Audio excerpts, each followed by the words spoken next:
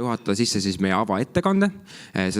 Selle jaoks meil tuleb kohe raske kahurvägi, tulevad kaks intelligentset naist siia ette. Ja nendeks on siis meil Marit Ramljuga-Telk Hitsast ja Karit Tammets siis Tallinna Ülikoolist. Ja nemad hakkavad rääkima meile siis tehnoloogia trendide seirest hariduses. Palun.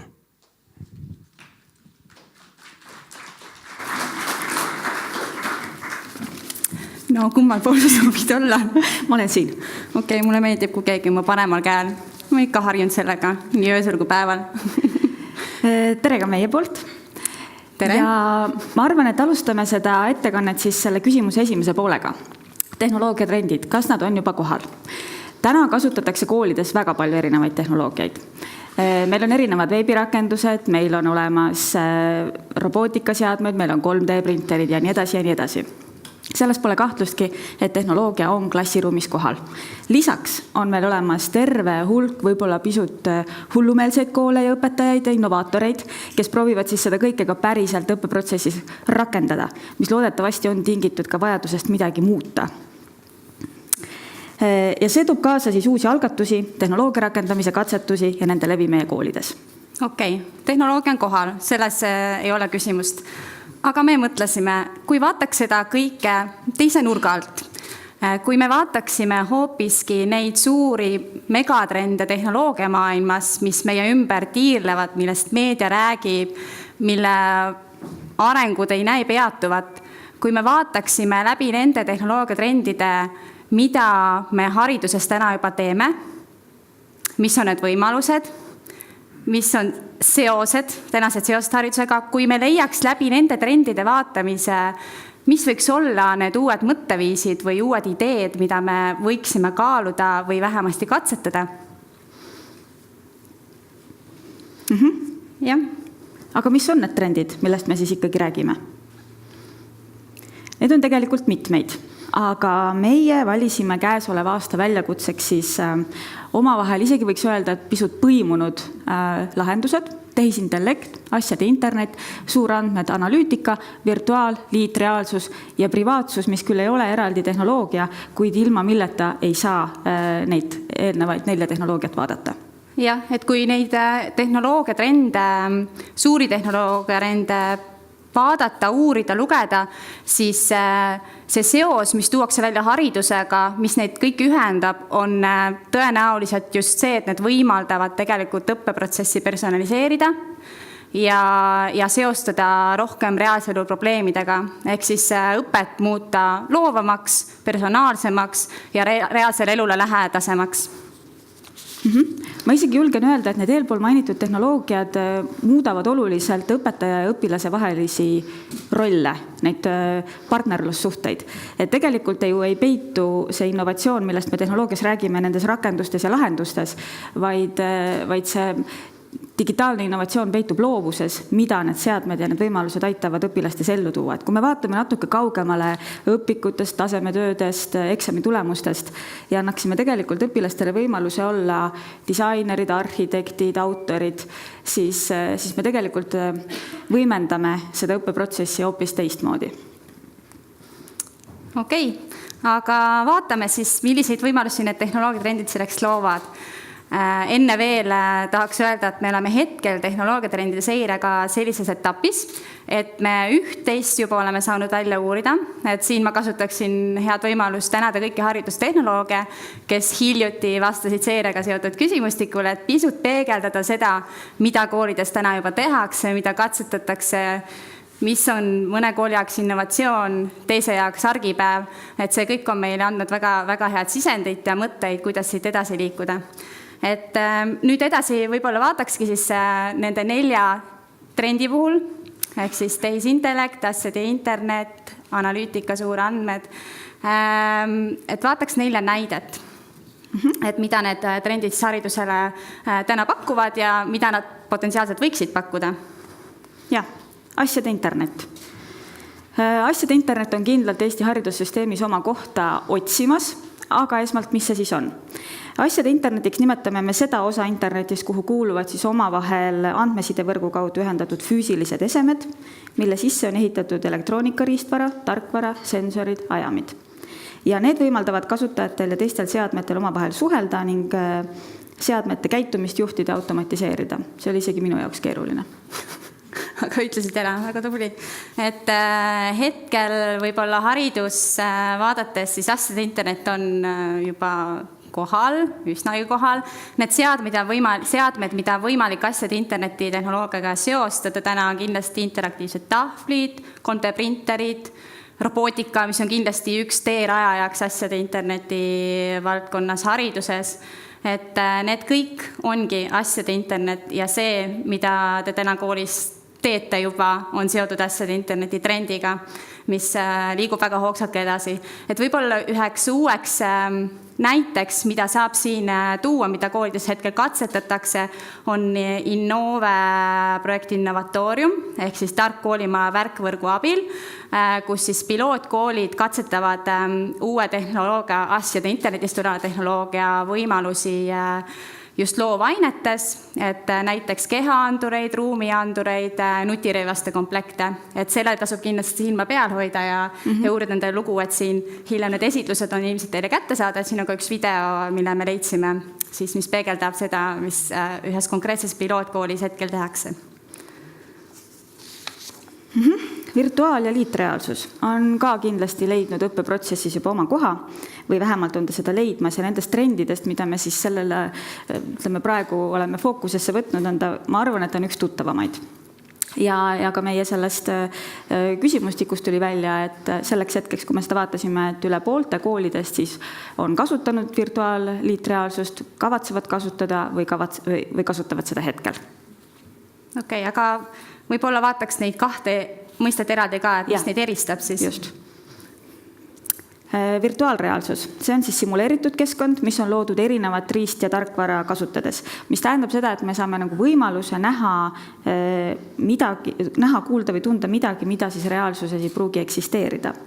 Ja kõige sagedamini siis simuleeritakse nähtavat ja kuuldavat, kuid üha rohkem tehnoloogiat keskendub ka siis nüüd keskkondadele, kus haaratud on kompimis, haistmis ja tasakaalumeel.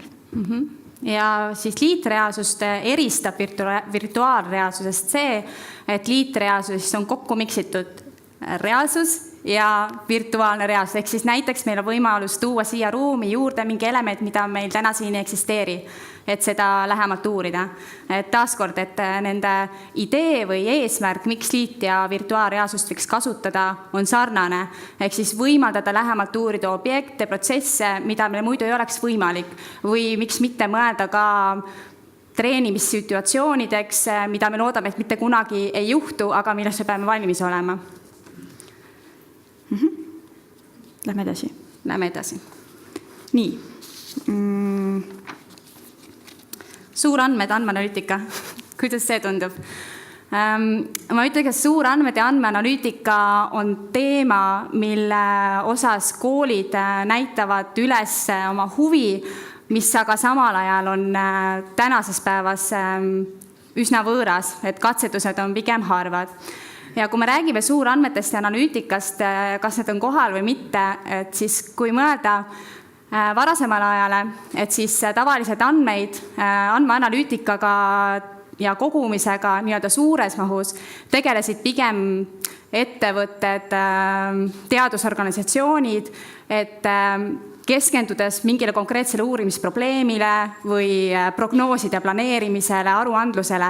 Ehk siis nad kõigepealt küsisid küsimuse ja siis asusid koguma andmeid, eks ole? Aga mis täna on? Asjade internet, mis meid kõiki saadab, kõik need asjad, mis koguvad igapäevaselt andmeid, need kõik on olemas. Me ei pea küsima, et palun kogu mulle andmeid selle küsimuse lahendamiseks. Need andmed on olemas, neid tuleb massiliselt juurde ja seda nii-öelda mitte küsitud andmehulka me võiksimegi nimetada suurandmeteks. Ja analüütika pool nüüd, et kui meil on olemas analüütikaprogrammid, mis suudavad neid andmeid kõiki töödelda, selgitada välja seoseid, võrdlusi, suunata tähelepanu mingitele kõrvalekalletele, et see kõik on abiks. Ja kui mõelda nüüd haridusvaldkonna peale, siis haridusvaldkonnas kasutatakse sellist suurandmete analüütika termini konteksti siis õpianalüütikat ja selle peamine väärtus siis seisnebki selles, et kui me suudaksime asjakohaseid andmeid analüüsida, et mõista paremini õppimist, õppeprotsessi, siis see annaks päris hea võimaluse nii õppijale, õpetajale, koolile, aga ka haridusvaldkonnas otsuse tegijale tõesti nagu päris sisendi, mille pinnalt on võimalik siis õppekavasid või õppeprotsessi siis ümber disainida nii, et see töötaks paremini või täidaks eesmärki, mille poole me tegelikult püüame tüürida.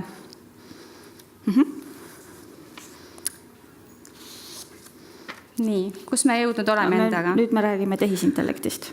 Üks moment veel, mida ma unustasin öelda, mis andmeanalüütika ja suurandmete puhul, et mis see hariduses tõenäoliselt rakendussuunad on, et seda kindlasti nähakse ühelt poolt vahendina, mis võimaldab siis pöörata tähelepanu protsessidele, mida on võimalik rohkem personaliseerida, mida peaks muutma, aga teine pool sellest on kindlasti ka see, et see on tulevikus üks õppesisu, ehk siis üks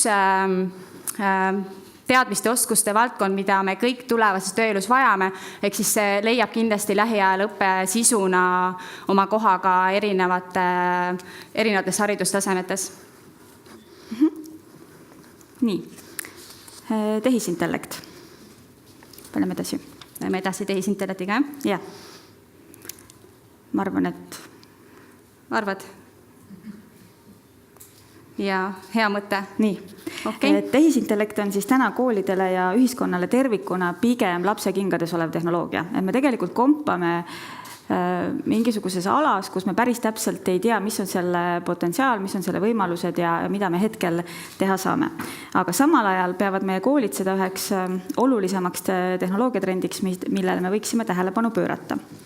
Tehisintellekt tegelikult kujutabki endast niivõrd tarka masinat, kes suudab mõelda inimese tasandil. Et see on pigem selline taustal toimiv tehnoloogia, kes õpib meie käitumismustritest ja püüab meile pakkuda võimalikult mugavat kasutajakogemust. Et siin slaidil on praegu ka 3 näidet, et me ilmselt kõik oleme märganud, kes on Facebooki kasutajad, et nad juba teavad, kellega sa võiksid veel sõber olla. Müügiportaalid juba teavad asjadest, mida sa tõenäoliselt vajad, kuigi sa ise seda veel ei tea, või muusikaportaalid, mis soovitavad sulle siis muusikavalikut. Et need on sellised võib-olla reaalsed näited meie igapäeva elust, mis tehisintellekti peegeldavad. Aga hariduses peitub selle tehisintellekti paljutõotavus siis eelkõige selles, et me saaksime õppeprotsessi muuta personaalsemaks. Ma arvan, et me kõik, kes on puutunud kokku õpetamisega, teavad, et pakkuda õppijale personaliseeritud tagasisidet, märgata tema arengut, kohandada vastavalt sellele õppesisu on väga oluline. Veel paremini teame me seda, et iga ühele individuaalselt lähenemiseks ei ole meil piisavalt aega. Ja seetõttu nähakse siis tehisintellektil tuginevatel tehnoloogiatel seda võimalust, et tehnoloogia märkab varasemalt juba mingisuguseid mustreid, ta õpib sellest ja võimaldab seeläbi siis, ütleme, sellist adaptiivset õppeprotsessi rakendada. Iseõppivaid rakendusi on juba erinevate adaptiivsete õpitehnoloogiate näol arendatud. Võib-olla ütleme, et Eesti kontekstis kõige paremini ehk on teada keeleõpperakendused nagu Duolingo ja Lingvisti lahendused, mis tegelikult kasutavad siis teatud tehisintellekti tehnoloogia põhimõtteid õppesisu kohandamisel. Just, mul on tunne, et sa ütlesid selle kõige olulisema ära ja ma arvan, et see keeleõppe näide on väga hea. Võib-olla kui siia juurde tuua veel, et siis kui tehisintellektil põhinevaid lahendusi kasutada näiteks nende andmete pinnalt, mida meil õppeinfosüsteemid, tuutorsüsteemid, erinevad õpikeskkonnad koguvad, et siis see võiks anda küll sellist olulist sisendit just õppekavade ja kursuste ümber korraldamiseks ja tähelepanu suunamiseks õigetesse kohtadesse, et võib-olla ressursse ka ümber jagada, nii nagu vaja. Just. Nii, kus me oleme? Ühelt poolt siis võimaldavad sellised tehnoloogiad õppeprotsessi nii-öelda personaliseerida, mida me oleme siin juba mitu korda korrutanud. Teine asi on siis tõesõna see selline poliitika kujundamine, otsuste tegemine natuke teisel tasandil, mis põhineb kogu sellel andmetel ja analüüsitud protsessidel. Nii. Okei, lähme siis. Ja üks teema, siis, mida me samuti tahame pisut puudutada, mis seires on fookuses, mida ei saa nimetada trendiks küll, aga teemaks, mis liigub kaasa kõikide nende trendidega, see on privaatsus. Ja miks siis? Et peamiselt ikka seetõttu, et andmed on need, mis juhivad järgmist tehnoloogia revolutsiooni, kui me mõtleme asjade interneti peale, mis kogub ainult hoogu, et öeldakse, et näiteks viimase järgneva 2 aastaga tõenäoliselt seadmete hulk, mis on ühendatud internetti, kahekordistub. Et siis andmete kogumisel on privaatsuse küsimus kindlasti väga oluline ja samal ajal, kui me räägime analüütikast või tehisintellektiks, mille toiduks on andmed, mida kogutakse, et siis privaatsuse küsimused on sellised, mis käivad kõikide nende trendidega kaasas. Andmekaitse ja privaatsusega seonduvad siis haridussüsteemis võiks vaadata 2 tasandil. Et ühelt poolt on see siis kooli, mis tahes organisatsiooni vastutus selle eest, kuidas õppijaga seotud või õppeprotsessiga seotud andmeid nii-öelda kaitsta. Ja teine on siis need kasutajad ise, et nende teadlikkuse tõstmine ja kriitiliselt oluliste teadmiste oskuste arendamine antud teemal. Millised andmed minu kohta on, kes nendele ligi pääsevad, mida nende andmetega tehakse? Ja see teema, privaatsuse teema tegelikult koolidele on täna kõige tuttavam, kui võrrelda kõiki 5 korraga ja ilmselt kannustatuna sellest, et tänavu aasta maikuus rakendus määrus, mille lühend GDPR on teile tõenäoliselt tuttav, et ametlik nimetus tal on see Euroopa Liidu Parlamendi nõukogu määrus füüsilise isiku kaitse kohta isikuandmete töötamisele, selliste andmete vaba liikumise kohta, ehk siis määrus, mida peavad rakendama ja jälgima kõik organisatsioonid, sealhulgas õppeasutused. Näiteks, et mõista iga õppija neid selliseid personaalseid vajadusi õpi eesmärgini mõistmiseks, peavad koolid koguma üha rohkem teavet siis õppija kohta. See, mida me siin kõik rääkisime, kuidas need andmed tulevad erinevatest tehnoloogiatest. Ja lisaks andmed, mis on seotud õppijatega ning nende ülesannete, testide ja muu sellise jooksva õppeprotsessiga, neid ei hoita enam koolides, vaid neid hoitakse üldjuhul juba pilvedes. Ja selline kombinatsioon, see tingib selle, ehk siis andmete kauge jälgimine, suurem andmete hulk, et see kõik on vastutus koolile. Et see kindlasti nõuab väga hoolikat andmete jälgimist ja töötlemist ja mis kõige olulisem, mida hästi palju välja tuuakse, mitte ainult haridusasutuste kontekstis, vaid kõikides organisatsioonides teadlikkuse tõstmist. Et kooli kontekstis siis tõesti kõikide teadlikkuse tõstmist, nii õppijate kui töötajate teadlikkuse tõstmist. No nii. Põhimõtteliselt me oleme need põhiteemad hetkel läbi kapanud. Nendest võiks rääkida palju pikemalt ja me tõenäoliselt soovimegi seda peatselt juba teha, kui seireprotsess on lõpuni käidud. Aga see, millest me täna rääkisime, on HITSA poolt tänavu aasta esimest korda ellu kutsutud haridustehnoloogia trendide seire hariduses. Tehnoloogiatrendide seire hariduses, ehk siis me püüame vaadata tõesti seekord võimalusi teise nurga alt, et vaadates suuri tehnoloogiatrende. Ja see ei valmi mitte ainult HITSAs üksikuna, vaid pigem koostöös. Et me teeme seda kõike koostöös ülikoolide, koolidega, partnerorganisatsioonidega ja loodame kaasata nüüd järgmises etapis ka tehnoloogia eksperte ja ettevõtteid, et tõesti leida üles need väärt uued ideed, mõtteviisid ja kindlasti uued ideed uuteks katsetusteks kõigile hulljulgetele koolidele ja loomulikult leida üles ka innovatiivsed näited Eesti koolidest, mis võib-olla mõne kooli jaoks on argipäev, mõne teise jaoks veel mitte, et jagada just häid ideid. Esimene raport on meil plaanis valmis saada juba selle aasta lõpuks ja loodetavasti uuel aastal saame teiega jagada tulemusi. Ja üks üleskutse võib-olla veel, et kui siin saalis istujate hulgas või veebis vaatajate hulgas on koole, kes tahaksid tulla nende trendidega seoses oma lugu rääkima, siis me oleksime sellest väga huvitatud, et võtke meiega ühendust, mida rohkem me räägime sellest, mida me täna juba teeme ja mille vastu me huvi tunneme, et seda praktilisema väärtusega saab ka selle töö tulemus. Aitäh! Aitäh!